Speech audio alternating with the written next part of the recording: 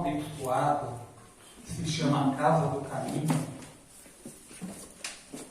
Um dia a gente conta para vocês por que se chama Casa do Caminho. Tem a ver lá com Pedro, Tiago, lá atrás, lá no tempo de Jesus. Meus irmãos, vamos então nesse momento, vamos sentando confortavelmente nas cadeiras, vamos relaxando o corpo físico, o corpo tão pesado que ele é neste mundo, cheio de dores, cheio de cansaço.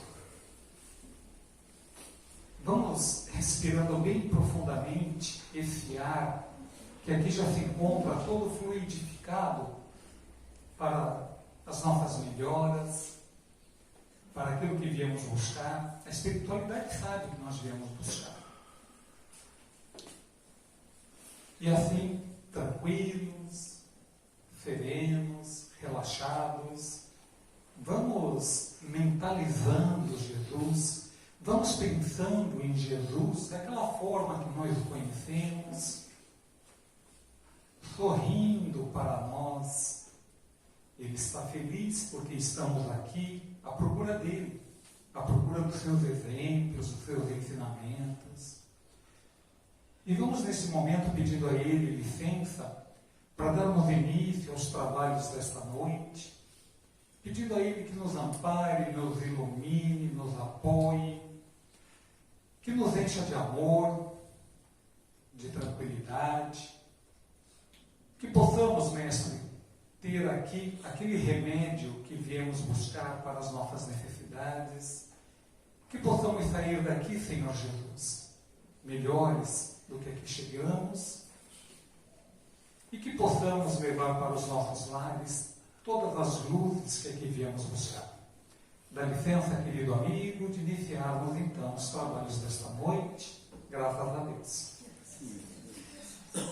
Tem uns 2 recadinhos de 10 que pediram para eu passar. Eu esqueci de anotar, eu vou ver se eu lembro de todos aqui. O primeiro que eu lembro é assim, ó, nós estamos precisando de fralda geriátrica do tamanho M e extra G. Tem que ser daquela, eu não conheço, mas me falaram, tem que ser daquela que não veste igual calcinha. Sabe, eu não sei qual é o outro tipo. Espero não precisar, graças a Deus. Né?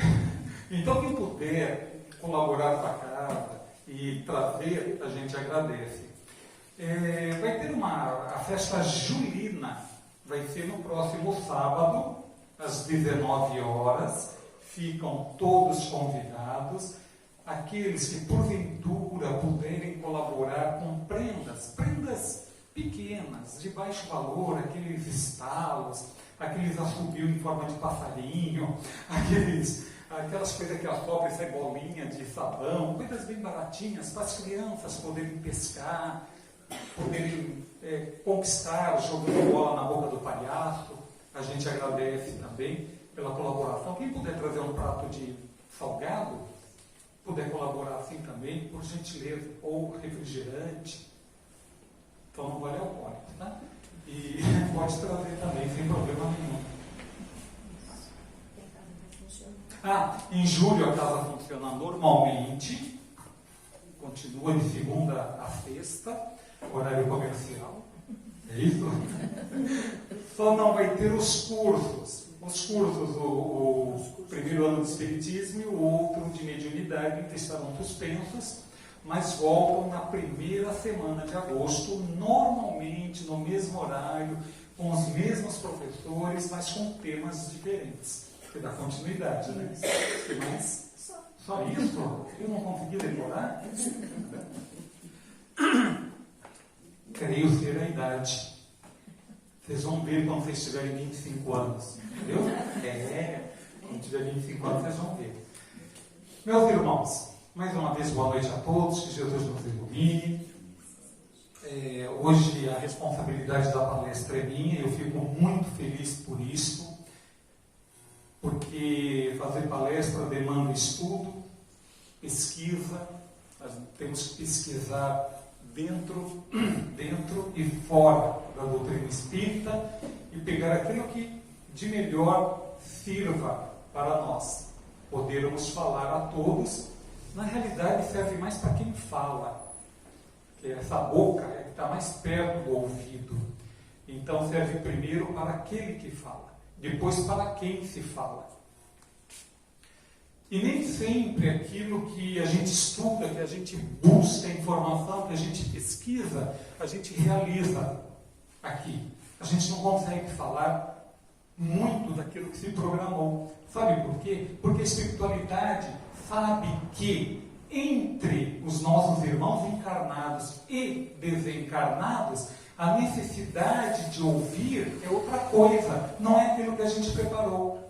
Mas se também não preparamos, nós não temos ajuda espiritual, não. Nós não temos. Nós não podemos ficar de boa. Eu vou lá, vou chegar, eu vou falar espiritualidade ajuda. Não, não é bem assim não. Nós precisamos nos esforçar. O esforço cabe a todos. E a responsabilidade é tanta que eu peguei um tema que eu acho assim de muita responsabilidade, que é sobre as bem-aventuranças. Nós vamos estar falando sobre bem-aventurados os que choram, porque serão consolados. Já começa o interessante aí que na Bíblia Católica, essa é a terceira bem-aventurança. Já na Bíblia protestante, é a segunda bem-aventurança. E no Evangelho segundo o Espiritismo, está no capítulo 5. E o mais interessante, bem-aventurados os que choram, serão consolados. E o capítulo 6 se chama O Cristo Consolador. Olha que interessante. Bacana isso de acontecer. Mas por que bem-aventurados? Para aqueles que não sabem, bem-aventurado é aquele que é bem feliz. É aquele que tem a felicidade a extremo. Então, muito feliz é aquele que chora, porque será consolado. Que contradição! Mas por que choramos? Choramos, meus irmãos, porque infelizmente ainda este é o mundo que nós merecemos viver em função da nossa evolução espiritual. E este mundo é de dor. Este mundo, infelizmente, não é um mundo de felicidades ainda. Já foi comentado em tantas outras palestras que a felicidade neste mundo, ela é fugaz, ela é um fogo fato, ela não é constante. Não existe felicidade eterna, ou durante as nossas vidas, ou uma felicidade que dure muito tempo para nós. Então ela é muito rápida, ela acontece e já se devaneia. Por quê? Porque esse não é o mundo. Mas e por que nós devemos estar neste mundo? Em função da nossa evolução. Porque ainda somos, na evolução espírita, muito pequenos. Ainda somos crianças. Eu não estou falando assim, mas eu já tenho 60, 70, 80 anos. Não estou falando da idade material. A idade material é uma. A idade espiritual é a outra, totalmente diferente. A nossa idade espiritual é aquela na qual nós nos projetamos através da nossa moral. Como é a nossa moral? E aí nós temos a idade espiritual. De que tipo é a nossa moral? É aquela moral em que nós queremos levar vantagem em tudo? Nós queremos estar sempre tomando a frente de tudo aquilo que nos é favorável? Nós somos aquele que gostamos de furar fila no banco, na caixa do mercado? Nós somos aqueles que, ao termos uma vantagem independente de quem vai ser prejudicado por isto, e nós queremos essa vantagem? Às vezes, a quantos já não ocorreu de ter recebido troco errado, troco a mais no supermercado, no posto de gasolina, ou em qualquer lugar, e tem a mais, bem feito, é meu, ele que se vire. E nós não pensamos na consequência que esse nosso ato imoral resulta.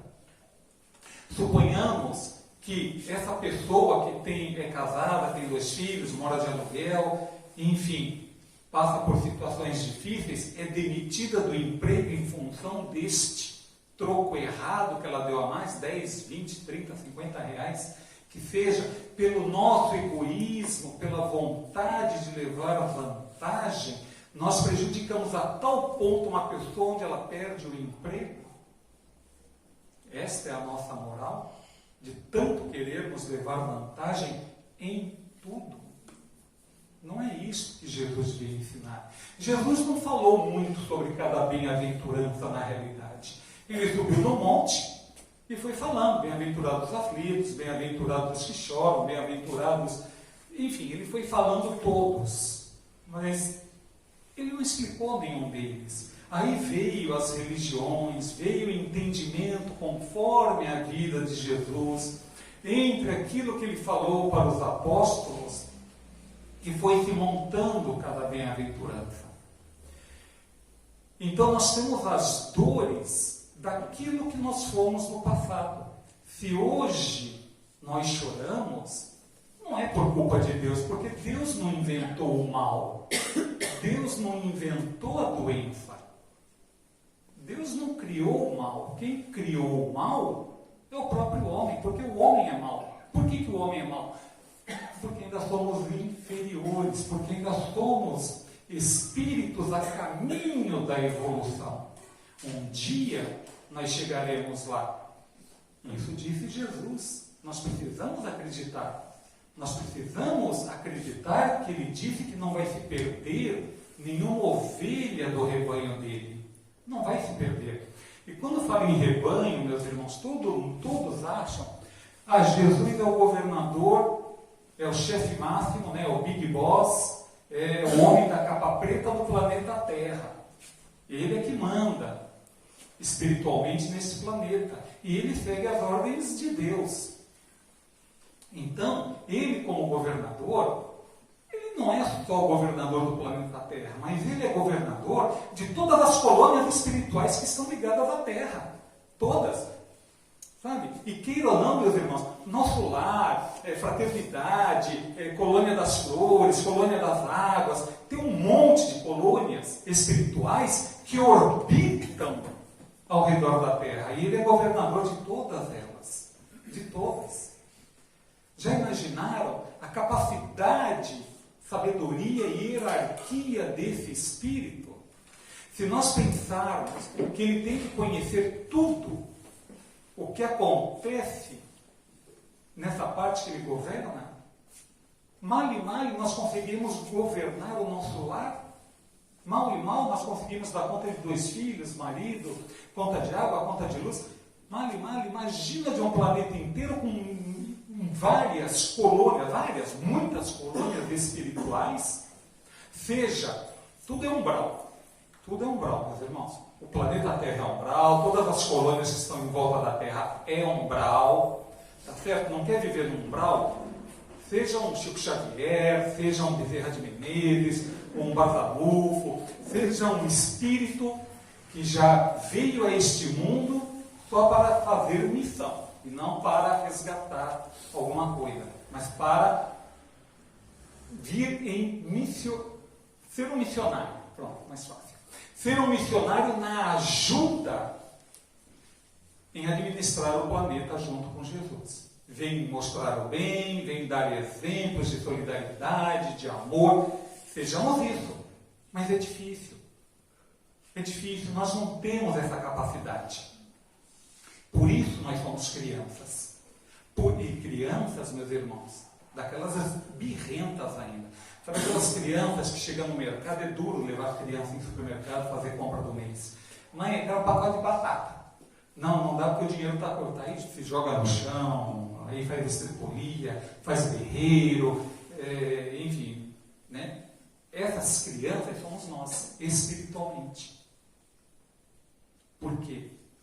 Porque é assim que nós agimos. Essa é a nossa inferioridade. Este é o momento espírita ou espiritual que nós vivemos. Mas, a cada dia, a cada instante, a cada momento, nós podemos nos melhorar. A cada segundo do relógio, nós podemos mudar. Vejam, Primeira coisa a se fazer é nos perdoarmos de vários erros que cometemos. Muita gente fica ruminando coisas que errou lá no passado. Errou, paciência, não dá para consertar. Não dá mais. Tem que se perdoar. Se perdoe. Não dá para voltar e iniciar de novo. Não dá. Mas, agora que estamos no final, dá para começarmos uma nova vida a cada instante. Nós temos como nos modificar. Nós temos exemplos, é o que não nos faltam. Nós temos, não quer exemplos espírita, nós temos tantos outros espíritas. Olha Frei Damião, ali no Nordeste.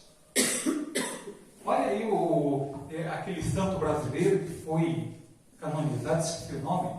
Frei, como que era? Galvão. Frei Galvão, muito obrigado. Frei Galvão é um santo. Olha a Padre Anchieta, olha até mesmo a Bala Bebê, que era aqui de Peruíbe. Temos Madre Teresa de Calcutá.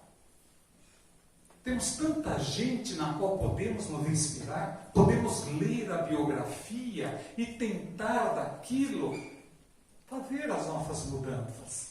Ou, se quer exemplos espíritas, nós temos muito. Poxa, nós temos Allan Kardec, nós temos Camille Flammarion, nós temos tantos, temos até o Chico Xavier, que é um dos últimos, temos o Divaldo, temos Jerônimo de Albuquerque, o gigante deitado. Vou até contar uma passagem desse cidadão. Esse cidadão já morreu, ele viveu na década de 80, era um moleque sadio, até os 15 anos, jogava bola, começou a ter uma doença degenerativa, e ele só conseguia ficar deitado, só deitado, numa cama, não conseguia nem se mover, nem virar para os lados. Jerônimo de Albuquerque. E esse cidadão era espírita.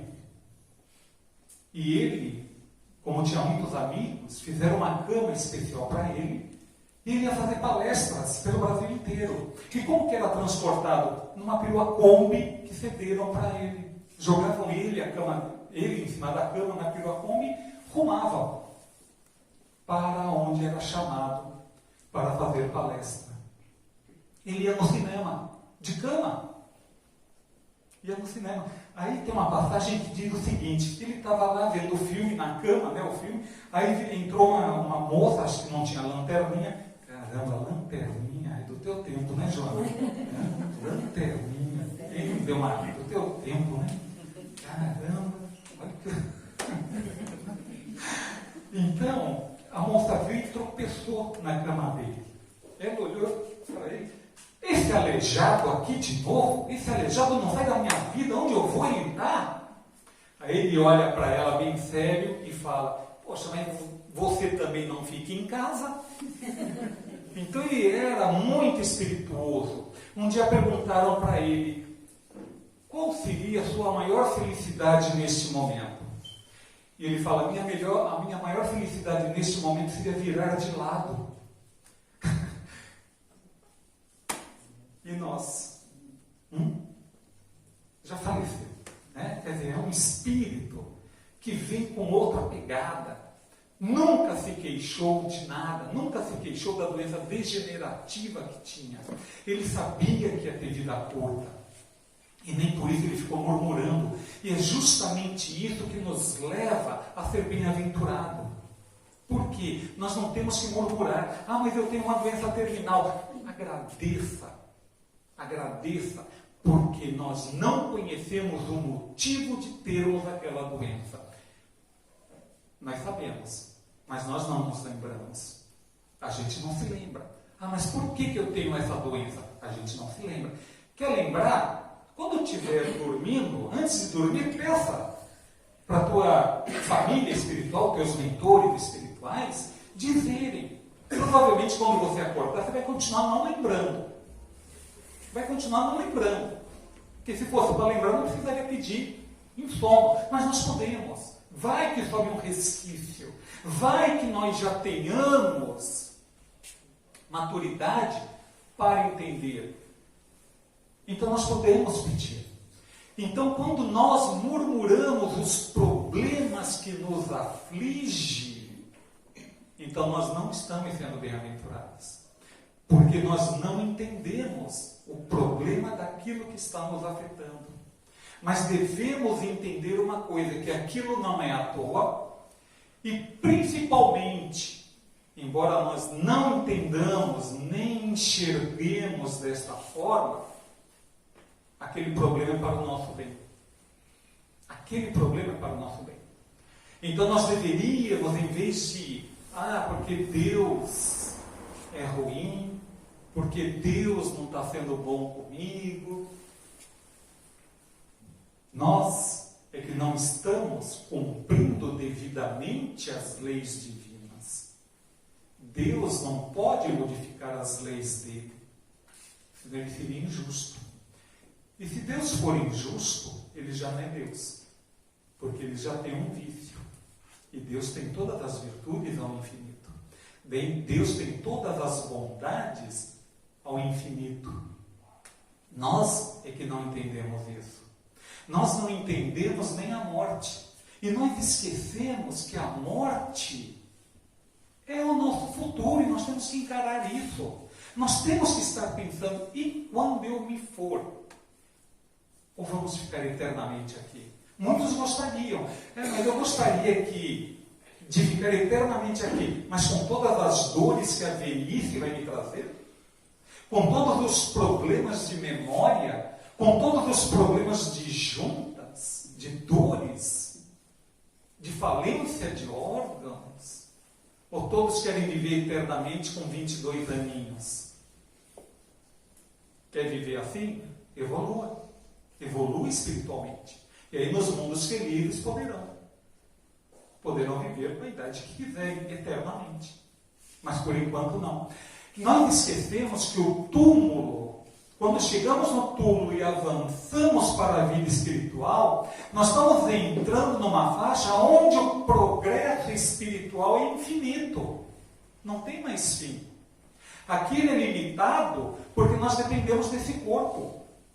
Porque nós somos materializados e a matéria é necessário para o corpo viver. Então nós somos limitados. Mas na espiritualidade não. E quando nós formos para o outro lado? Nós temos que pensar. Pode ser amanhã, depois. Pode ser daqui a 10 anos. Qual é a vida média do brasileiro? 80? 90? Alguns vivem 100? Alguns passam de 100? Está na hora de começarmos a pensar no nosso futuro espiritual. E o nosso futuro espiritual, meus irmãos, é como se nós fôssemos fazer a nossa mala de viagem para Uberaba. Sabe? Então, o que nós vamos colocar na mala?